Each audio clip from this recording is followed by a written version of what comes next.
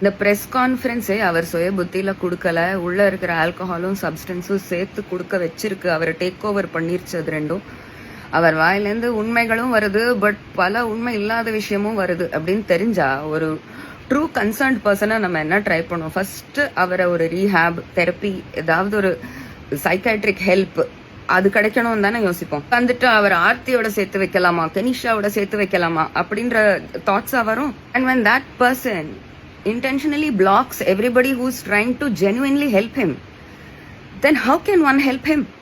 அந்த சப்ஸ்டன்ஸும் ஆல்கஹாலும் எந்த அளவுக்கு அவரை டேக் ஓவர் பண்ணிருச்சுன்னா, ஊத்தி கொடுக்கற மாதிரி அதை கோலம் போட்டு கொடுக்கற மாதிரி ஆளுங்களை தான் பக்கத்துல வச்சுப்பாங்க. இவர் பெரிய ஸ்டார்ன்றதுனால இவரோட எல்லா ஹேபிட்ஸுக்கும் ஒத்துழைச்சிட்டு when it gets too much for them, அவங்க எஸ் ஆயிருவாங்க, அவங்க இடத்தையும் வேற யாராவது டேக் ஓவர் பண்ணுவாங்க. அப்படி when he has a wall of people around him who encourage his habits, then the people who genuinely want to help should actually detach and not worry about it anymore. Bus fees கொடுக்குறாரு, 1 கோடி fees கொடுக்குறாரு, you don't have to bother about it anymore. That person, there has to be a willingness to learn, there has to be a willingness to listen, there has to be a willingness to look in the mirror and understand what is going on with your health and yourself. அது இல்லாத பட்சத்துல even his parents have given up.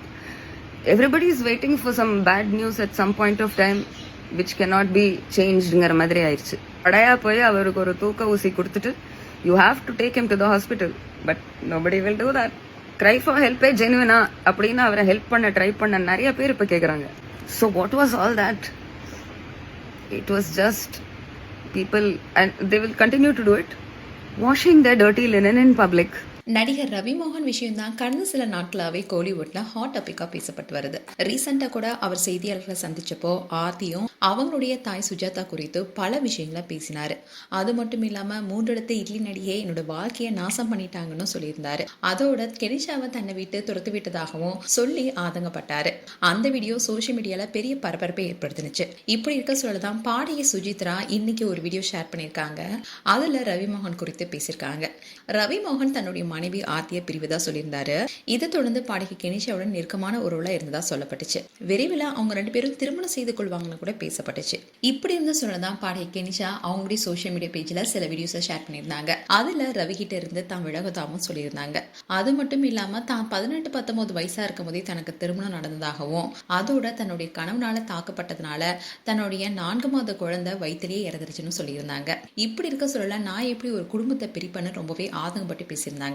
இதை தொடர்ந்து ரவி மோகன் press மீட்ல ரொம்பவே ஆதங்கமாவும் கண்கலங்கியும் பேசியிருந்தாரு.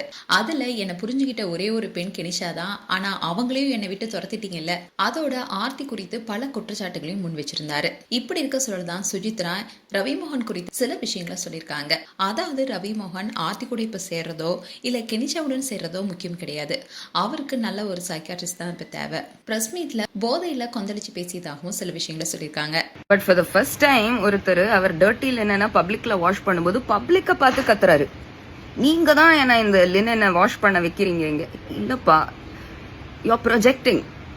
நீங்க உங்க கேர்ள் ஃப்ரெண்டோட ஏதோ பெரிய சண்டை நடந்திருக்கு, she has walked out of the relationship, நீங்க உடனே மக்கள் மேல ப்ரொஜெக்ட் பண்றது. தனுஜா சிங்கம் அவங்க இவங்க சோசியல் மீடியானா எல்லா விஷயத்துக்கும் ரியாக்ட் பண்ணணும்ன்றதுக்காக தான் இருக்கே சோசியல் மீடியாவே. அதுதான் அதோடைய பரிமாணம். இன்னைக்கு நீங்க பாட்டு கண்டென்ட் கொடுப்பீங்க, அதுக்கு யாருமே ரியாக்ட் பண்ணக்கூடாதுன்னா எப்படி? இல்ல பாசிட்டிவா மட்டும்தான் ரியாக்ட் பண்ணணும்னா எப்படி? நீங்க பேசாம ஒரு டைம் மெஷின்ல ஏறி அந்த காலத்துக்கு போய் அயோத்தியால ராமரா மாறிடுங்க ஜெயம் ரவி. இப்போ இந்த வீடியோ சோஷியல் மீடியாவில் வேலையிட்டு வருது. மேலும் உங்களுடைய கருத்துக்களை கமெண்ட் செக்ஷன் சொல்லுங்க. இது போன்ற வீடியோஸை பார்க்க நியூஸ் தமிழ் கிட் சேனல் சப்ஸ்கிரைப் பண்ணுங்க. மறக்காம நோட்டிபிகேஷன் பட்டனை கிளிக் பண்ணுங்க.